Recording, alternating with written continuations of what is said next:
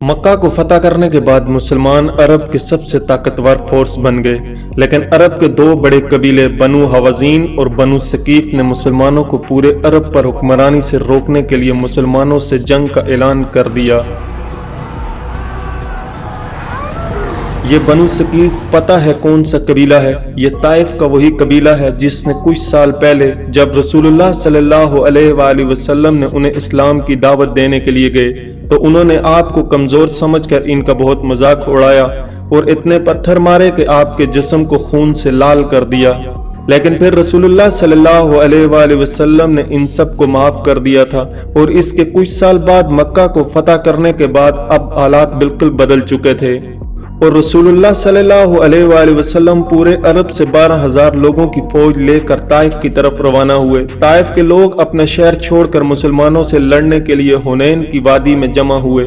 हुनैन मक्का और ताइफ के बीच में एक इलाका है जो दो बड़े पहाड़ों के दरमियान में वाक़या है।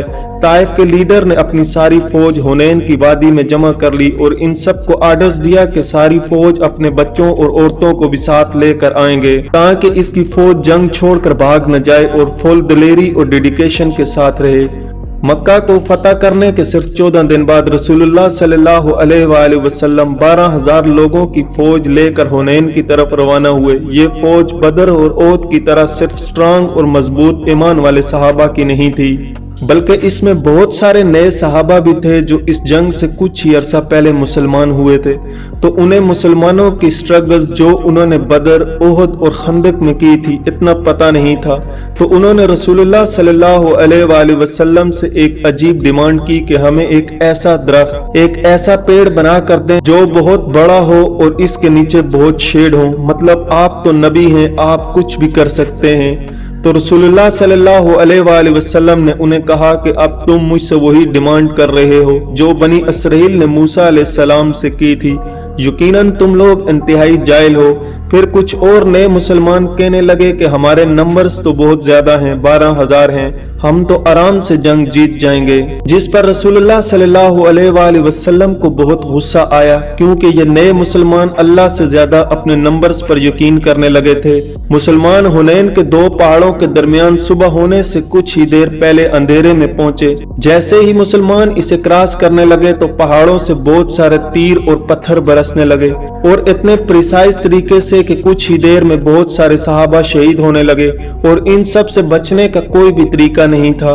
तो मुसलमान वहां से वापस मक्का की तरफ भागने लगे। ये देखकर दुश्मन की मेन फौज ने मुसलमानों पर फुल फ्लेज हमला कर दिया और मुसलमानों की ऑलमोस्ट पूरी फौज 12,000 लोग जंग छोड़कर भागने लगे। ऐसा लग रहा था कि मुसलमान क्लियरली ये जंग हार चुके हैं। ताइफ वाले बहुत खुशी और जोश के साथ बहुत तेजी से आगे बढ़ने लगे क्योंकि उन्होंने देखा कि सारी फौज भाग रही है। लेकिन जैसे ही डस्ट थोड़ी क्लियर हुई तो उन्होंने देखा कि रसूलुल्लाह सल्लल्लाहु अलैहि वसल्लम अपने कुछ साथियों के साथ एक कदम भी पीछे नहीं हट रहे।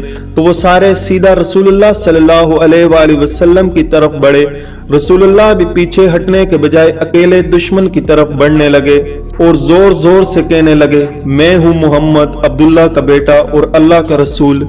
इस पर रसूलुल्लाह सल्लल्लाहु अलैहि वसल्लम के चचा अब्बास रजी अल्लाह तआला अन्हु ने रसूलुल्लाह के ऊंट को जबरदस्ती रोकने की कोशिश की। तो रसूलुल्लाह अपने ऊंट से नीचे उतरे और दोबारा दुश्मन की तरफ बढ़ने लगे। ये देखकर हजरत अब्बास जोर जोर से अपनी फौज को बुलाने लगे और कहा, कहाँ जा रहे हो अल्लाह के रसूल को छोड़कर। जिस पर आहिस्ता आहिस्ता पूरी फौज को एहसास होने लगा कि अगर आज उन्होंने ये जंग छोड़ दी तो रसूलुल्लाह सल्लल्लाहु अलैहि वसल्लम की जान को भी खतरा हो सकता है क्योंकि रसूलुल्लाह सल्लल्लाहु अलैहि वसल्लम जंग से एक कदम भी पीछे नहीं हट रहे। रसूलुल्लाह सल्लल्लाहु अलैहि वसल्लम का ये जज्बा और अल्लाह पर यकीन देखकर आहिस्ता आहिस्ता पूरी फौज जंग में वापस आने लगी और मुसलमानों की पोजीशन जंग में दोबारा स्ट्रांग होने लगी और कुछ ही देर में पूरे 12,000 मुसलमान वापस जंग में आए और दुश्मन पर टूट पड़े और ताइफ वाले जंग छोड़कर हर तरफ भागने लगे। मुसलमानों ने उनका पीछा करना शुरू किया। मुसलमानों को इस जंग से बहुत फायदा हुआ। 6,000 कैदी, 24,000 कैमल और gold and silver what ever.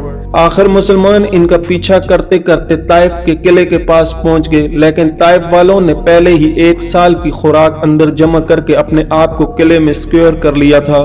मुसलमानों की बहुत कोशिश के बावजूद भी ये किला फतह नहीं हो सका, जिसकी वजह से मुसलमानों ने यहाँ पर बहुत दिन गुजारे। खालिद बिन वलीद रज़ियल्लाहु ताला अन्हु हर दिन किले के सामने जाते और इनको जोर जोर से लड़ने के लिए चैलेंज करते, लेकिन एक बंदा भी डर से बाहर नहीं निकलता। एक दिन रसूलुल्लाह सल्लल्लाहु अलैहि वसल्लम ने ऐलान किया कि ताइफ में जितने भी गुलाम हैं, अगर वो इनको छोड़कर मुसलमानों को ज्वाइन कर लें तो वो उन्हें आजाद कर देंगे, जिसकी वजह से आहिस्ता आहिस्ता बहुत सारे गुलाम ताइफ से मुसलमानों की तरफ आने लगे। आखिर रसूलुल्लाह ने फैसला किया कि अब इन पर और टाइम वेस्ट करने का कोई फायदा नहीं, क्योंकि अब ये मुसलमानों का कुछ भी नहीं बिगाड़ सकते। तो मुसलमान वहां से वापस मक्का की तरफ रवाना हुए। जाने से पहले कुछ मुसलमानों ने रसूलुल्लाह से कहा, वैसे भी हम वापस जा रहे हैं, एटलीस्ट इनके लिए कोई बद्दुआ तो करें। तो रसूलुल्लाह ने अपने हाथ उठाए और अल्लाह से दुआ की कि है अल्लाह, ताइफ वालों को मेरे पास मुसलमान बना कर ले आ।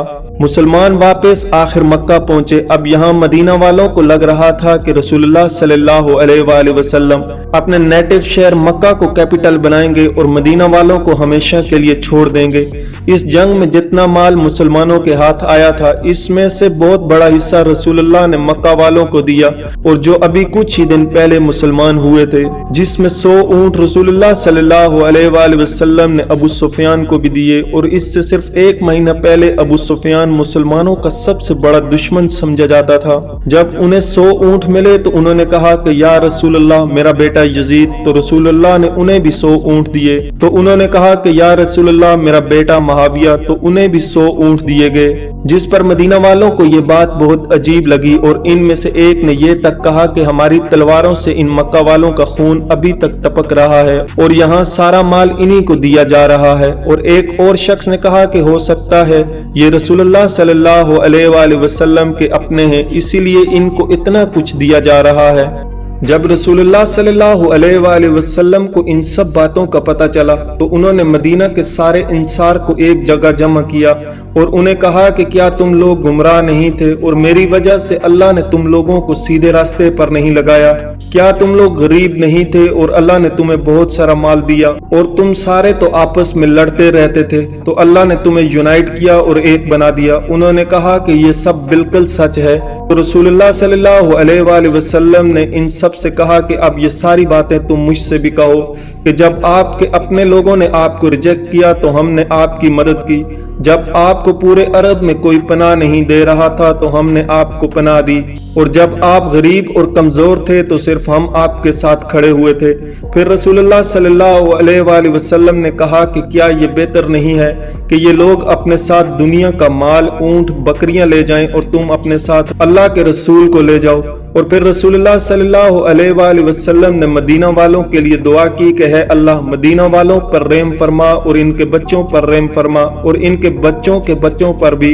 ये सब सुनकर मदीना के इंसार बहुत खुश हुए और इसकी कुछ ही दिन बाद रसूलुल्लाह सल्लल्लाहु अलैहि वसल्लम वापस अपने कैपिटल मदीना चले गए।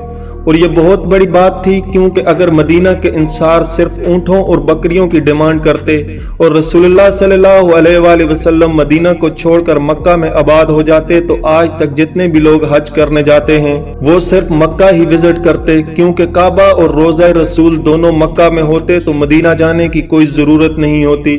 लेकिन पिछले 1400 साल से मदीना की पूरी इकानमी सिर्फ इस बात से चलती है कि वहाँ रसूलुल्लाह सल्लल्लाहु अलैहि वसल्लम का रोजा मुबारक है, जिससे हर साल लाखों लोग पूरी दुनिया से मदीना की तरफ जाते हैं और मदीना वाले बिलियंस ऑफ डॉलर कमाते हैं। रसूलुल्लाह सल्लल्लाहु अलैहि वसल्लम ने मदीना वालों की औलाद के लिए जो दुआ मांगी थी वो अल्लाह ने इस तरह पूरी की कि मदीना वाले पिछले 50 जनरेशन से बिल्कुल अमन और एक वेल सेटल इकानमी में रहते हैं। और एक सेटल इकानमी कितनी जरूरी होती है ये पाकिस्तानियों से बेहतर किसी को पता नहीं होगा।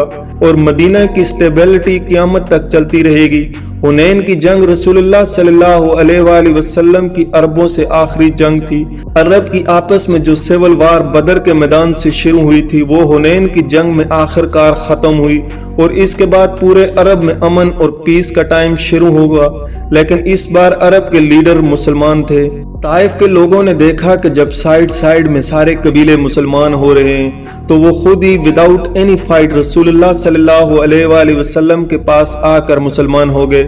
رسول اللہ صلی اللہ علیہ وآلہ وسلم نے خود ایک بار کہا کہ طائف کا دن ان کی زندگی کا سب سے مشکل ترین دن تھا، لیکن رسول اللہ صلی اللہ علیہ وآلہ وسلم طائف گئے کیوں تھے؟ یہ مسلمانوں کی تاریخ کے سب سے بڑے دن کی کہانی ہے۔ ہجرت۔ سبسکرائب۔